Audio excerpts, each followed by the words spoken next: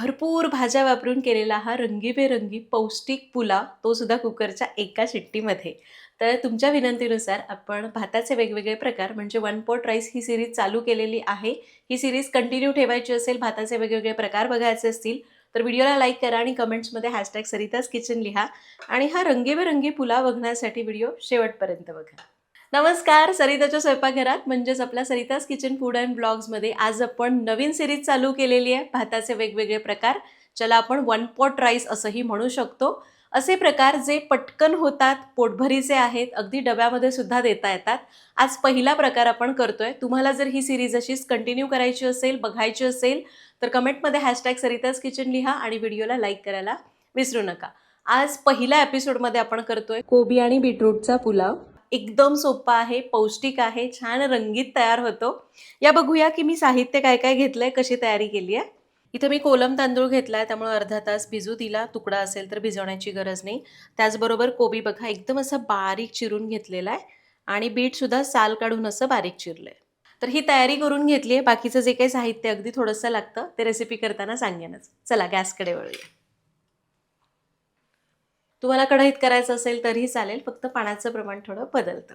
Cooker गरम झाला, यामध्ये घेऊया तेल. 2 ते 3 चमचे तेल घ्यायचं. तुम्हाला पाहिजे तर तुम्ही तुपामध्ये भात करू शकता. तेल गरम झालं, काजू तळून घेऊया. काजू असे हलके तळले काढून घेऊ. काजू तळून घेतले, पण काजू घालणं पूर्णपणे ऐच्छिक आहेत, नाही घातले तरी चालतील. आता उरलेल्या तेलात फोडणी करू. तेल तापलेलंच आहे, यामध्ये घालूया जिरं. जिरं छान फुललं की घालूया एकदम बारीक चिरलेला लसूण. याला परतूया. लसूण मस्त परतला, आता घालूया कोबी. सोबतच घालू बारीक चिरलेलं बीट आणि मटार. तर हे सगळं मस्त 2-3 मिनटं परतून घ्यायचं. तर या भातामध्ये मी मुद्दामहून बघाल भाज्यांचं प्रमाण तांदळापेक्षा जास्त ठेवलंय, जेणेकरून हा जास्त पौष्टिक होईल. तुम्हाला पाहिजे तर भाज्यांचं प्रमाण कमी जास्त केलं तरी चालेल. तर भाज्या 2-3 मिनटं मस्त परतलेल्या आहेत. यामध्ये घालूया तांदूळ. तांदूळ मिक्स करून घेऊ. आणि हे बघा काय मस्त रंग आलाय. एकदम सोपे सोपे प्रकार तुमच्यासोबत शेअर करणार आहे. फार काही मसाला वगैरे घालणार नाही. तुम्हाला पाहिजे तर तुम्ही आवडीप्रमाणे मसाले कमी जास्त करू शकता. आणि इथं मी हा कोलम तांदूळ वापरलाय. तुम्ही तुकडा तांदूळ, तुमच्या आवडीचा जो कोणता तांदूळ आहे तो वापरू शकता. तर आपण याच्यामध्ये तांदूळ चांगले मिसळून घेतले. आता यामध्ये घालायचंय पाणी. पाणी किती घालायचं? कुकरमध्ये करतोय तर जेवढे तांदूळ त्याच्यात 1.5 पट पाणी घालायचं आणि पाणी गरम घ्यायचं. या वाटीने 1 वाटी तांदूळ होते, 1.5 वाटी पाणी घालू.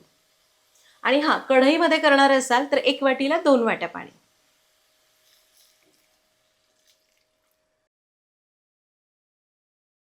त्याचसोबत घालूया चवीपुरतं मीठ, उभी चिरलेली हिरवी मिरची, अर्धा चमचा गरम मसाला पावडर. याला मिक्स करूया. कुकरचं झाकण लावू आणि 1 शिट्टी करू. कुकरची 1 शिट्टी झाली आणि मस्त रंगीबेरंगी भात तयार झाला. या बघूया. आणि हे घ्या, मस्त भात तयार झालाय. तुम्हाला रंग याचा दिसत असेल, किती सुरेख रंग आलेला आहे. आणि हे बघा मस्त झाला की नाही छान असा पुलाव, तो सुद्धा बीट आणि कोबीचा. मटार सुद्धा घातलेले आहेत. आणखी काही भाज्या घालायच्या असतील तर यामध्ये तुम्ही घालू शकता आणि सुरेख रंगाचा हा पुलाव करू शकता. तर हा तुम्ही डब्याला द्या किंवा रात्रीच्या जेवणामध्ये करा, सोबतीला एखादी चटणी करा, रायतं वगैरे करा. पण एकदा हा भात नक्की करून बघा. काही वेगळे डाऊट्स असतील तर कमेंट्समध्ये विचारा. भेटूया पुढच्या भागात.